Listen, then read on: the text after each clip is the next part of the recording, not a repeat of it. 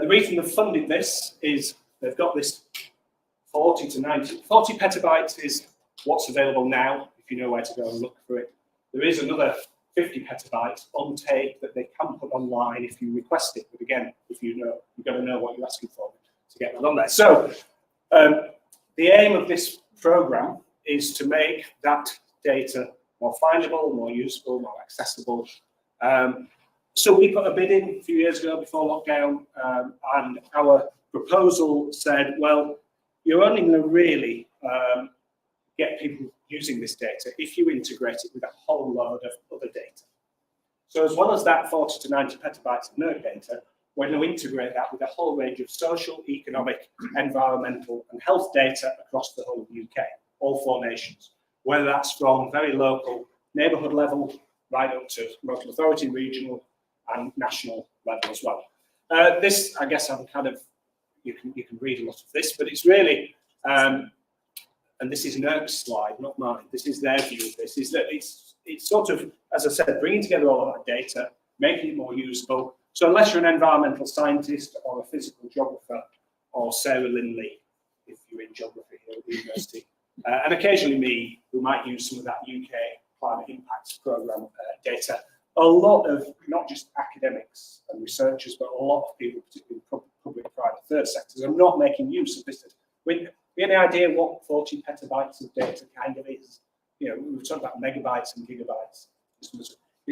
So NERC said to me, if you put a newborn baby sitting down in front of Netflix, start Netflix running on some kind of random selection, they'll still be not got through 40 petabytes of video data by the time they're in their 90s.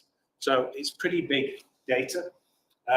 A lot of it sits on a supercomputer in Oxfordshire called Jasmine in Harwell, down near Didcot. So we've got access to all of that data, but it's not just about making the data accessible.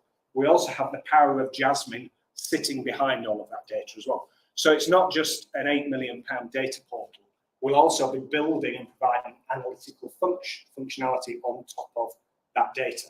So you might say, for example, be able to run some kind of epidemiological model looking at respiratory illness and all of NERC's pollution data, so bringing in health data.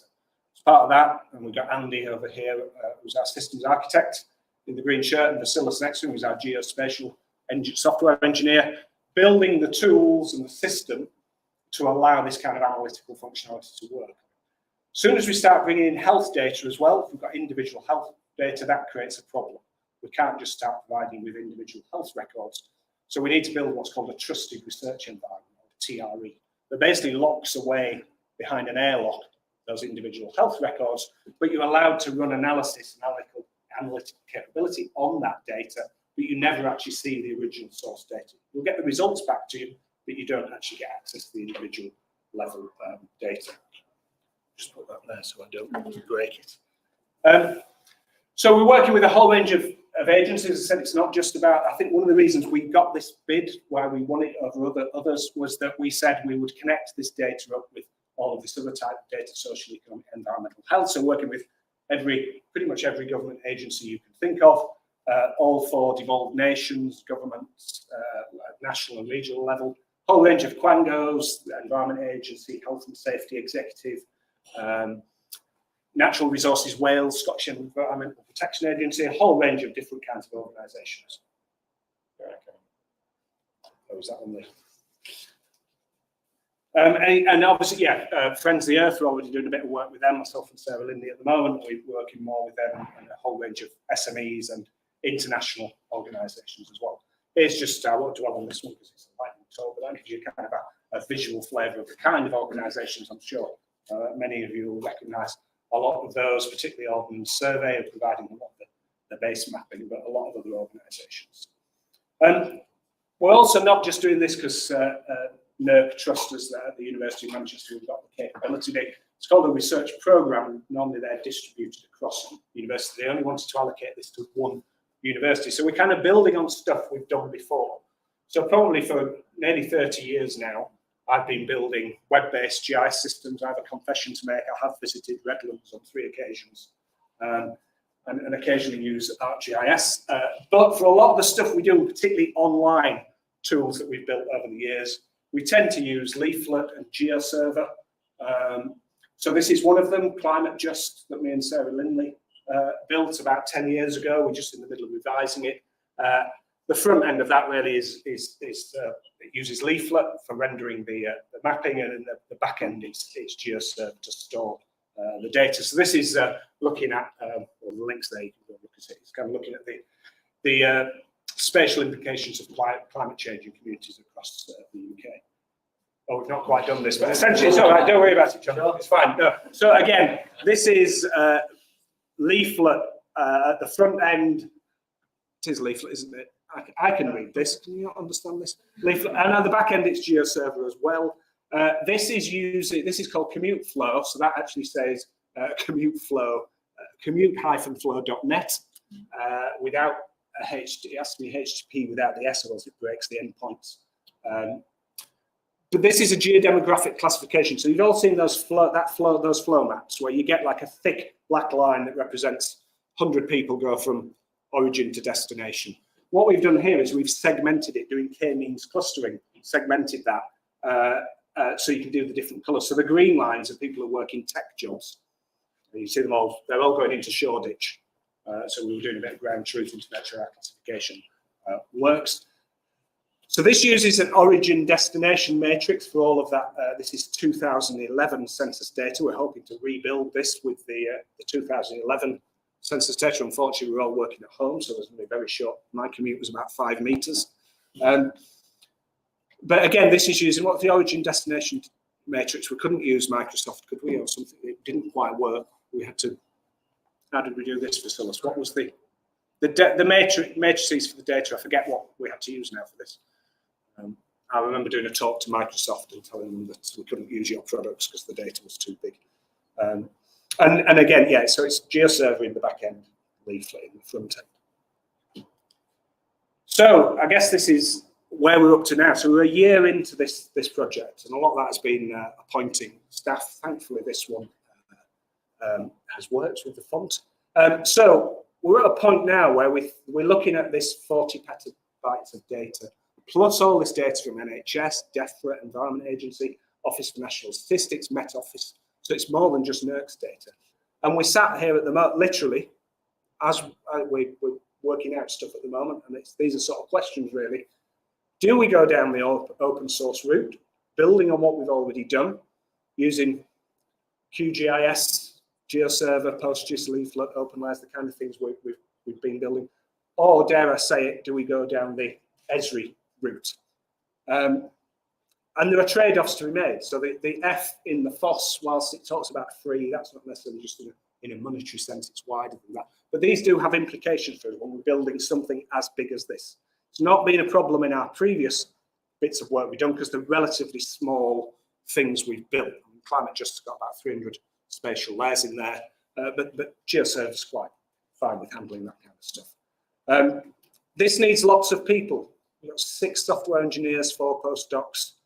Andy is the systems architect. We've got 2 infrastructure engineers. It's a big team of people that we've got to put this thing together and build it. So not all the data is free as well. Some of it is proprietary data and you need certain licenses. So we have to think about how do we actually deliver certain data sets to certain users when there are certain licensing restrictions around that. So managing different levels of access based on who the user is. So yeah, these are active things that we are discussing at the moment and looking at different things. We're in a slightly privileged position, if I dare say, Esri again, in the sense that we've been told we can use our chest license to build what we're building. We don't need a commercial license. You could say that puts it at a slight advantage. But equally, you know, what I found, and me and Vasilis have found over the years, going down the GeoServer route, we constantly get warnings saying this library no longer functions, this is what you can't. So it's not completely. There's there are real costs associated with going down either of these, but so it's sometimes things that you don't think about. Whereas we've got to the point now where we're having to really think about this: is how we're going to spend our budget, how we're going to budget for the next 5 years, because we won't disappear. We'll become a UKRI national facility, so we will keep getting funding to run this on behalf of NERC. Andy, this is Andy's slide. We're doing a lot of thinking about how you build this thing, how it actually works. through the management and security side of things. How do we have service level agreements, making sure that this thing's up and running, 99.9% of the time. So there's a lot of stuff goes on in the background when you deal with data, the sort of level of scale of data that we're working with. If you're interested, you want to know more, we're going on tour, we've done one workshop. If you want to contribute and tell us, what do you want to do with this data? What kind of tools, what kind of functionalities do you want us to build? Sign up for one of these. You've missed the Manchester one, although we might do another Manchester one in January.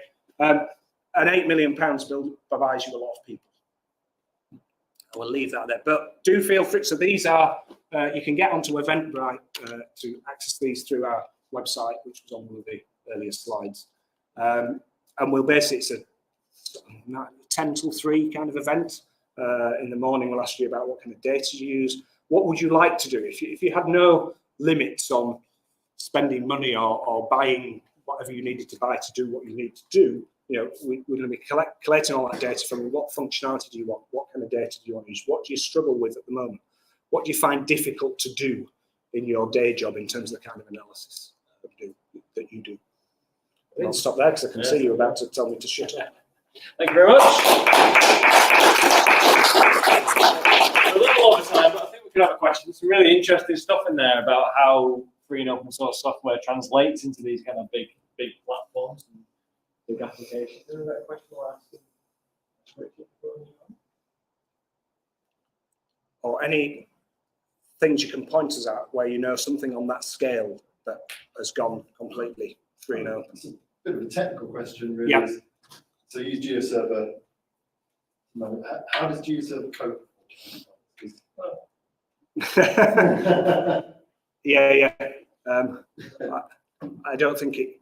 Well, the problem we've got is that, and this is distributed, so that the data isn't sat here in Manchester. We are not moving data around. So it's partly about where do you actually physically build it, and we should really be building it on Jasmine because that's where most of this data sits. We then bring in the health. So yeah, it's a one for me to talk to Ian Turton about as a former colleague. But yeah, I think it's part. Yeah, I don't think we've not found anything with this amount of data that has built something along the lines of what we're trying to do, which is a good, nice challenge.